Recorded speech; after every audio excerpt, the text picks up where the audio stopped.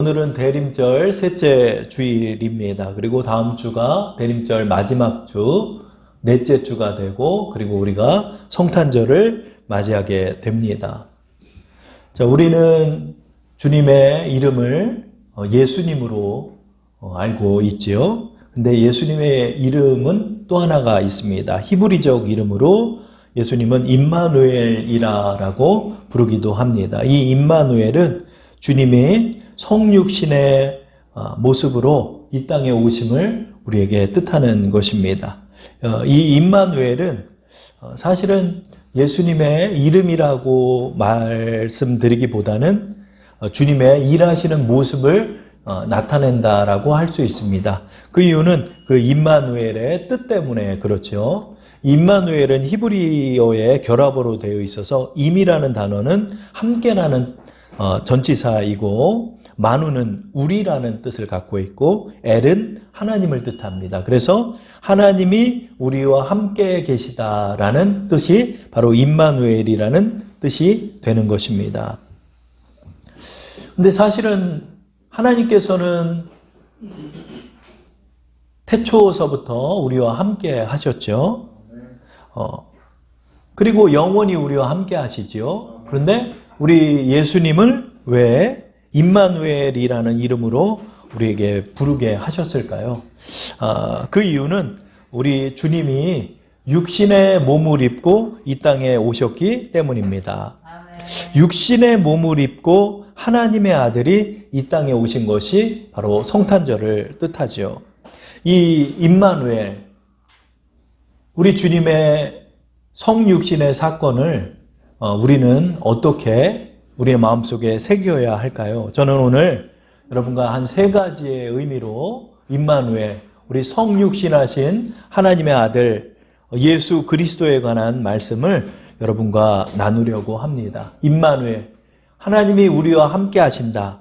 그 첫 번째 의미는 무엇일까요? 그것은 바로 이 땅에 육신의 몸을 입고 하나님의 아들이 우리의 눈앞에 나타났다는 것을 의미하는 것이지요. 우리 예수님께서 이 땅에 오시는 것은 그냥 순식간에 이루어진 일이 아니라 수백 년 전서부터 예언자들에 의해서 예언되어 있던 사실입니다. 사실은 이 임마누엘이라는 이 이름도 이사야 선지자에 의해서 우리에게 800년 전에, 예수님이 오시기 800여 년 전에 이미 예언되어 있던 말씀이지요.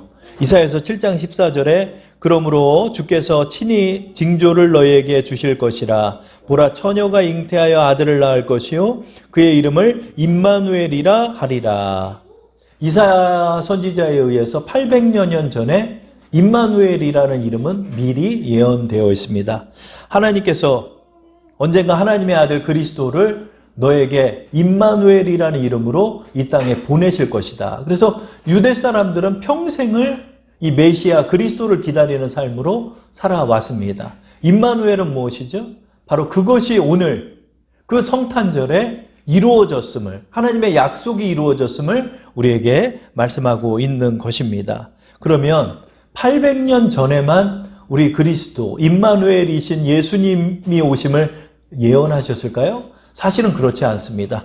우리 예수님의 오심, 우리 그리스도의 오심은 아담과 하와의 범죄 이후로 하나님으로부터 예언된 사실입니다. 창세기 3장 15절에 바로 이 임마누엘에 관한 예언이 담겨 있지요. 우리 한번 3장 15절 말씀을 합독해 보겠습니다.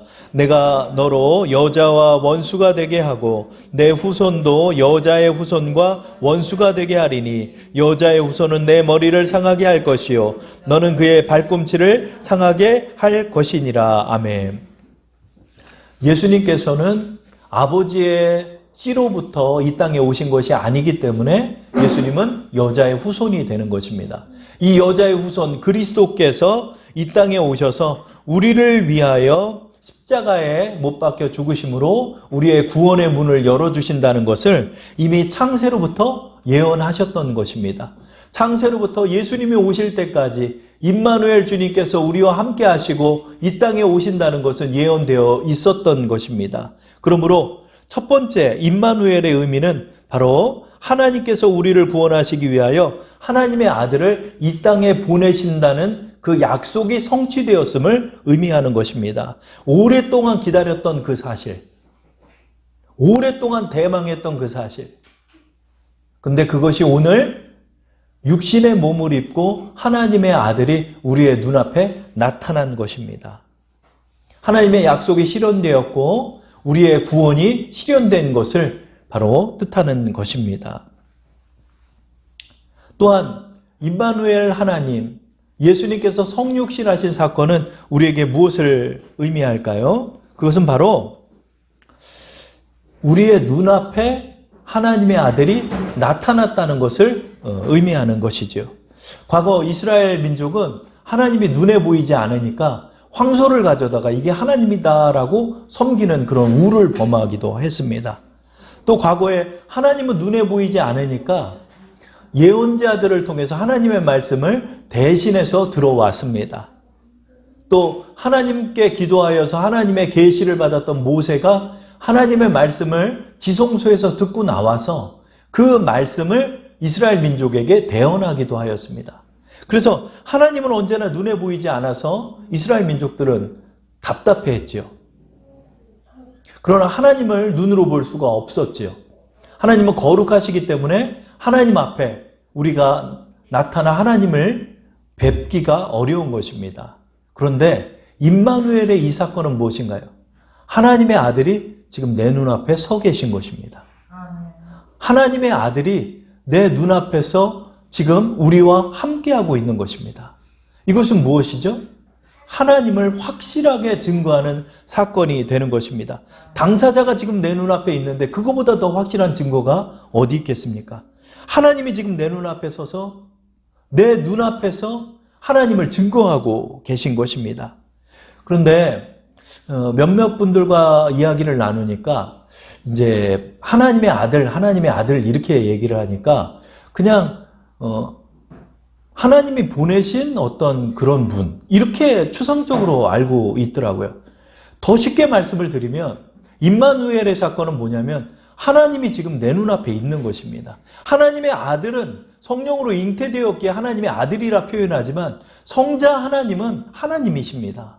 그런데 그분이 마리아의 태를 통하여 육신의 몸을 입고 이 땅에 나타났기 때문에 육신의 몸을 입은 하나님이 내 눈앞에 서 있는 것이 임마누엘이 되는 것입니다.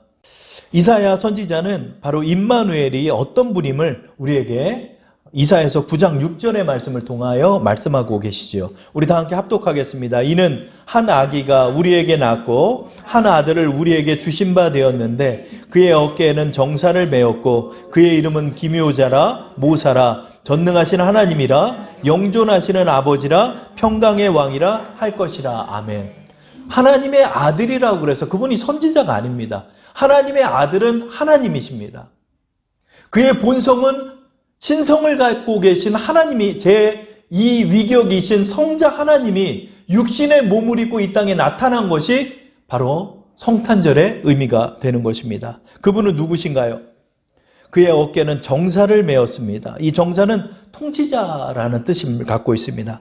그의 이름은 뭐요? 기묘자라 모사라. 이거 영어 성경을 보면 원더풀 카운셀러.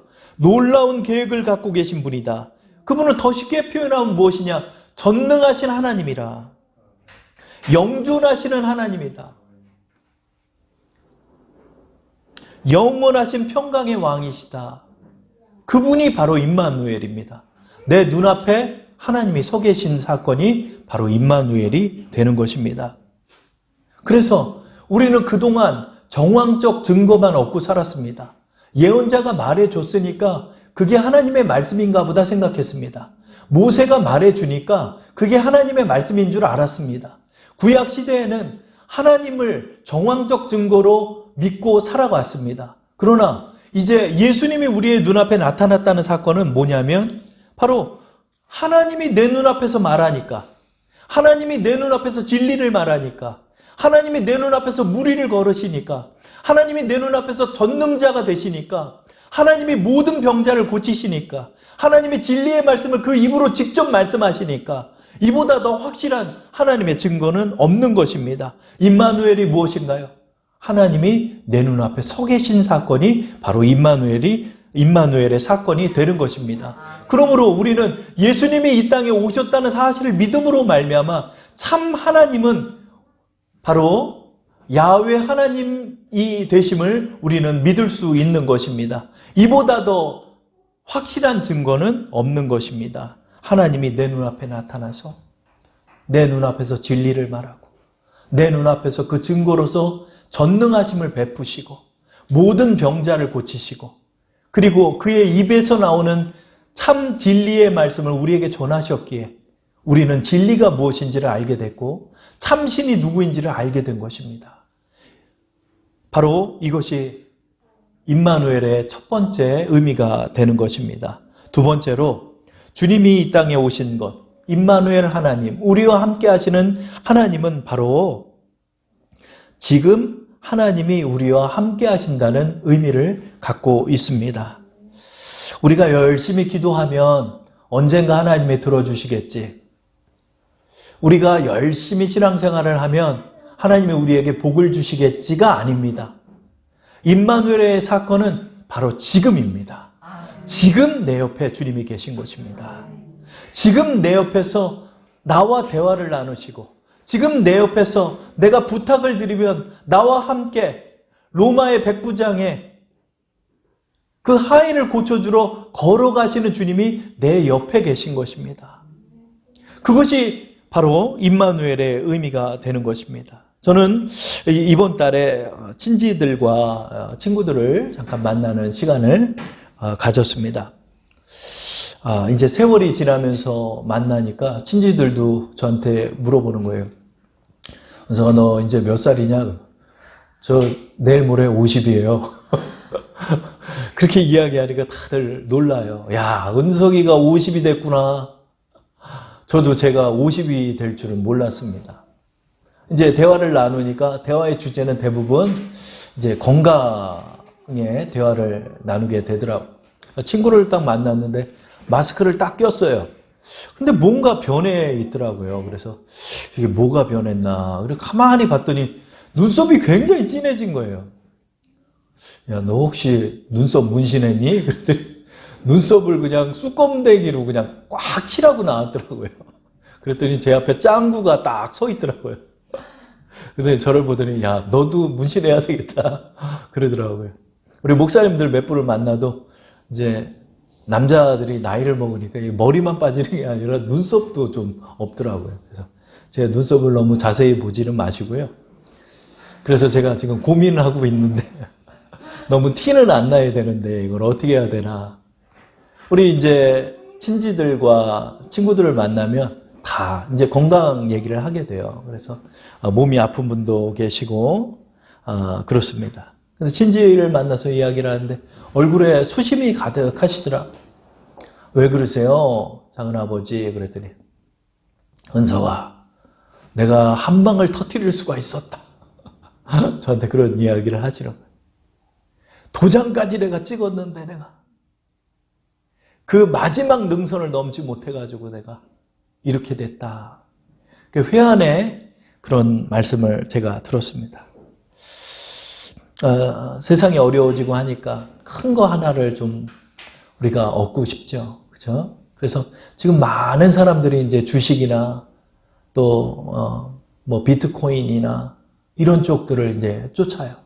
그 모르던 사람들도 이제 거기를 쫓아다니고 뭔가 나에게 안정을 줄 만한 미래의 어떤 사건을 위해서 우리 모두는 지금 달려가는 것 같습니다. 미래를 쫓는 사람들. 저는 그분들을 만나면서 또 저 자신을 되돌아보면서 우리가 너무 미래만 보고 살아가는구나 하는 그런 생각이 들었어요. 신앙인을 또 만났어요. 신앙인을 만났는데 신앙인들의 대부분의 공통적인 말씀들이 성령 충만을 좀 받았으면 좋겠습니다. 내가 성령 충만을 좀 받으면 내가 좀 변할 텐데.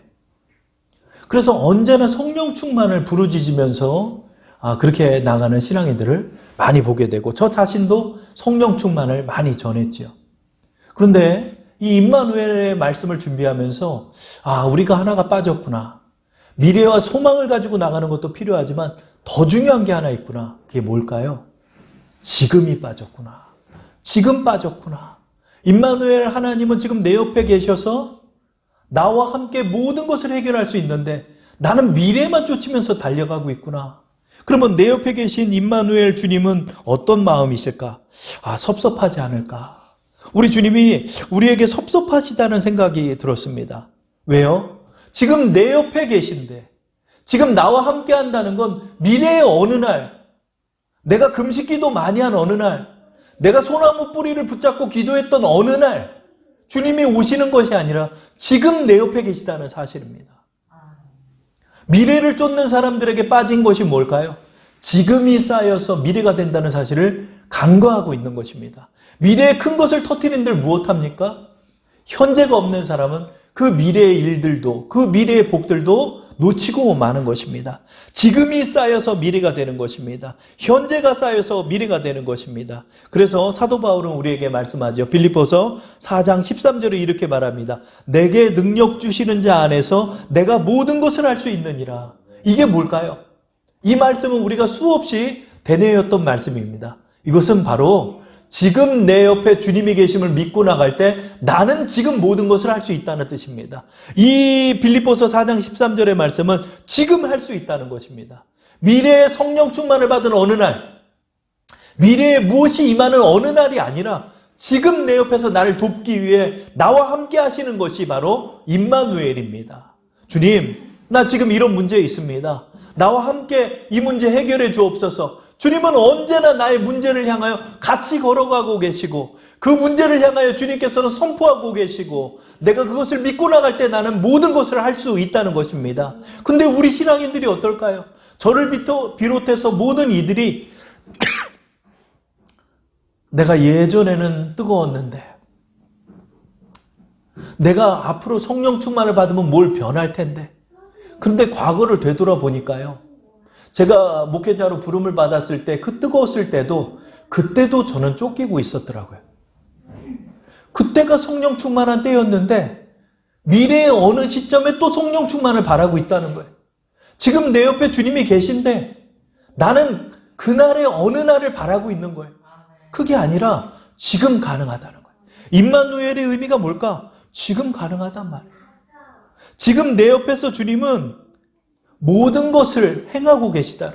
내 옆에서 중풍병자를 고치셨고 내 옆에서 장님의 눈을 뜨게 하셨고 내 옆에서 병자들을 각종 병자들을 다 고치셨고 먹을 것이 없을 때 5,000명을 먹이셨고 홀로 방황하고 있을 때 무리를 걸어오셔서 쫓아오셨고 우리가 고민하고 있을 때 주님께서 부활하셨고 우리의 모든 고통을 내 옆에서 이야기를 들어주셨고 상담해 주셨고 카운셀러가 되어주셨고 나의 모든 길을 제시해 주셨고 진리를 말씀해 주셨는데 나는 예수님 옆에다 놓고 미래의 어느 날, 기도원 가는 어느 날, 내가 소나무 뿌리를 붙잡는 어느 날 그날만을 바라면서 또 미래를 쫓고 미래를 쫓는 마치 사막에서 신기루를 쫓아서 여기에 가면 신기루가 있을까? 거기 갔더니 또 없고 저기에 가면 있을까? 그러다 결국 늙어버린 나 자신을 만나는 것처럼 우리 모두는 미래만 쫓다가 현재 없이 아무것도 쌓아놓지 못한 채 이런 우를 범하고 있다는 것입니다.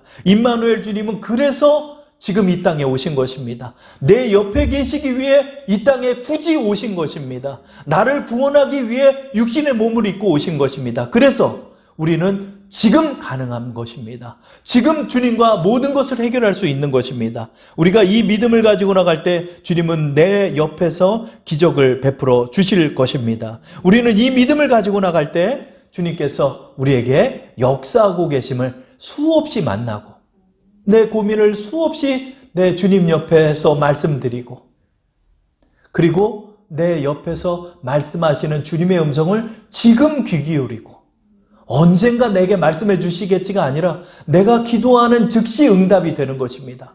내가 기도하는 즉시 주님의 음성이 들리는 것입니다. 내가 기도하는 즉시 응답이 이루어지는 것입니다. 우리는 이 믿음을 가지고 나갈 때 임마누엘의 능력을 경험하게 되는 것입니다. 세 번째로 주님의 임마누엘, 주님이 이 땅에 육신의 몸을 입고 오셨다는 의미는 무엇일까요? 그것은 주님의 성육신의 사건은 주후 33년경에 끝난 것이 아니라는 것입니다. 예수님께서는 사실 33년여 길다면 길고 짧다면 짧은 시간 동안에 이 육신의 사역을 마치시고 십자가에 못 박혀 죽으신 후에 3일 만에 부활하시고 제자들에게 그 모습을 나타내시고 제자들과 40여일을 계시다가 제자들이 보는 앞에서 하늘로 승천해 올라가셨습니다. 예수님께서 이제 이 세상을 떠나실 때, 육신의 몸을 이제 떠나실 때 제자들은 슬퍼했고 근심했습니다. 예수님, 그동안 나와 함께 하셨는데 나를 떠나시면 어떡합니까? 우리는 이제 누구 믿고 삽니까?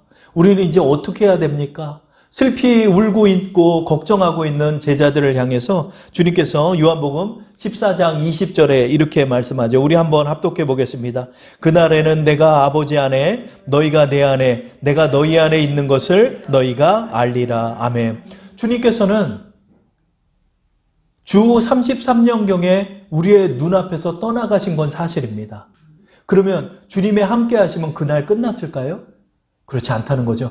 내가 지금서부터 너희와 영원히 함께 있다라고 약속하시는 것입니다. 주님은 떠나셨지만 성령을 보내심으로 말미암아 성령 안에 주님이 계시고 주님 안에 성령이 계셔서 삼위일체 하나님이 내 안에 계심으로 말미암아 우리는 이제 임마누엘 하나님을 내 안에서 경험할 수 있다는 것입니다. 내 안에 주님이 계시기 때문에 우리의 죽는 그날까지, 그리고 천국 가서 주님을 직접 뵙는 그날까지 영원히 우리와 함께 하시는 것이 바로 임마누엘의 마지막 의미가 되는 것입니다. 그러나 우리의 눈앞에 주님은 보이지 않습니다.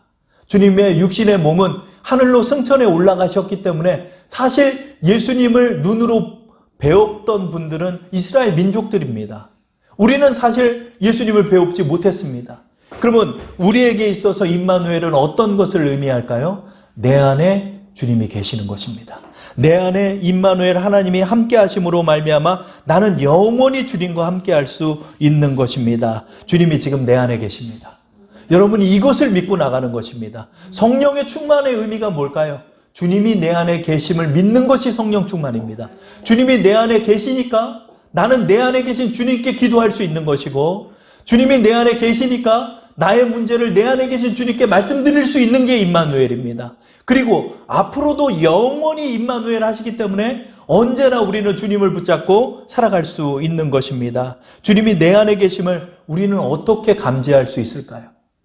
그것을 여러분 오감으로만 느끼려 했을 때는 우를 범할 수가 있습니다. 주님이 내 안에 거하고 계실 때는 언제나 문제 속에서도 우리 주님이 우리에게 평안을 주시는 것입니다. 요한복음 16장 33절에 이렇게 말씀하고 있습니다. 제가 읽어보겠습니다.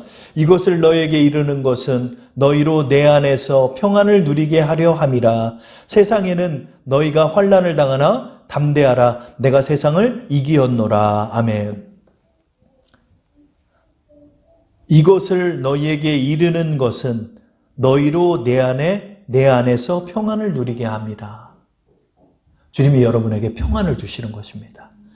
주님이 여러분 안에 계시기 때문에 마음의 풍파도 많고 어려울 때도 많고 무거운 짐이 있을 때도 많이 있습니다. 그런데 주님이 내 안에 계심으로 말미암아서 그래도 궁극적으로 평안이 밀려오는 것입니다. 말씀을 저도 준비할 때 저는 이런 경험을 많이 해요. 말씀을 준비하고 나갈 때도 여러 가지 어렵고 힘든 점이 있습니다. 그런데 그때마다 이렇게 교회에 올 때마다 또 새벽에 이 자리에 앉을 때마다 주님께서 하늘에서 놀라운 평안으로 우리를 인도하여 주시는 것입니다. 교회 문 앞에 들어설 때까지 막 근심하고 있고 이 생각 저 생각하고 이 걱정 저 걱정 들고 갑자기 혼란스럽고 갑자기 또 화나기도 하고 갑자기 힘들기도 하고 갑자기 우울하기도 하고 우리의 마음속에 얼마나 많은 풍랑이 있습니까? 그 풍랑을 누가 잠잠케 하시죠? 우리 주님이 잠잠케 하시더라고요. 주님이 우리 안에 계셔가지고 여러분에게 평안을 주신 것입니다. 그렇기 때문에 여러분 안에 주님이 계신 것입니다. 주님 내 안에 계시지요? 주님과 함께 나는 동행하고 주님과 함께 나는 모든 걸 할 수 있습니다.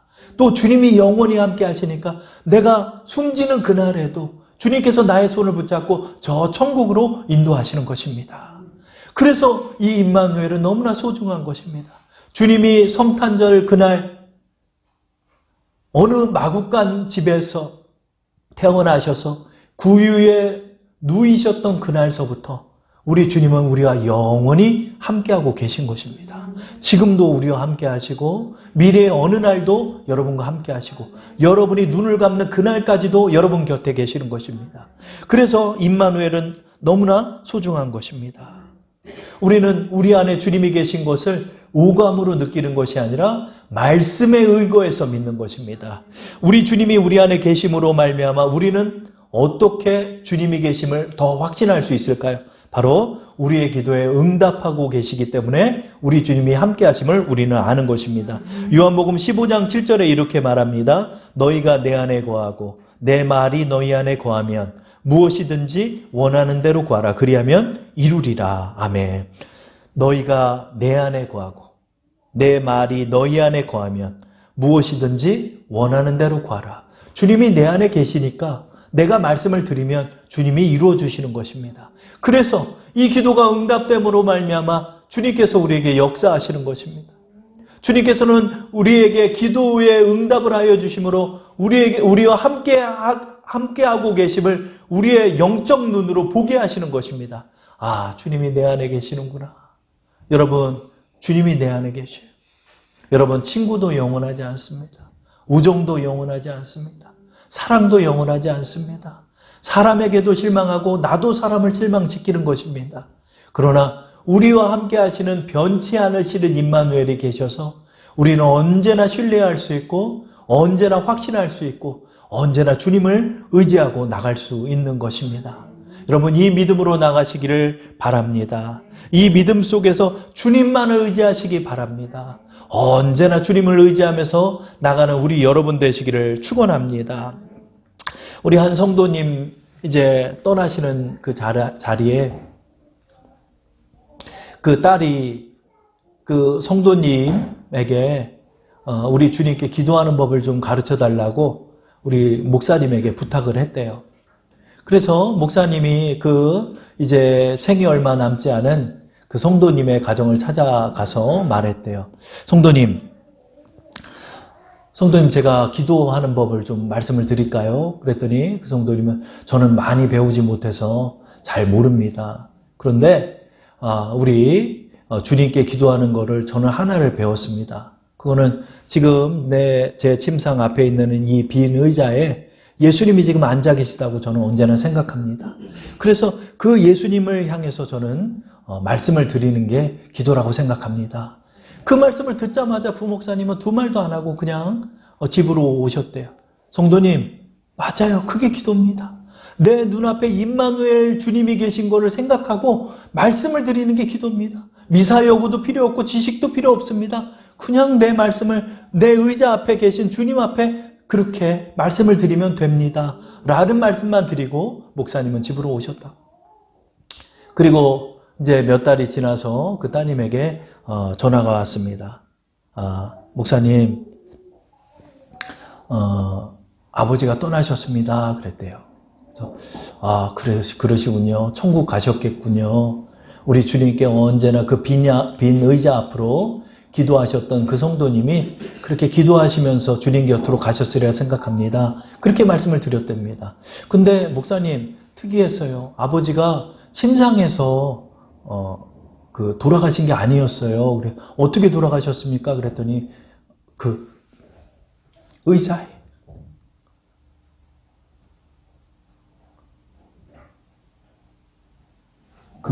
수그리고 돌아가셨대.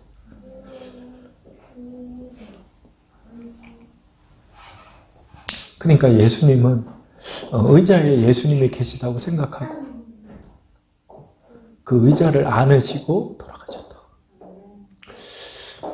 여러분, 임마누엘은 바로 그것입니다.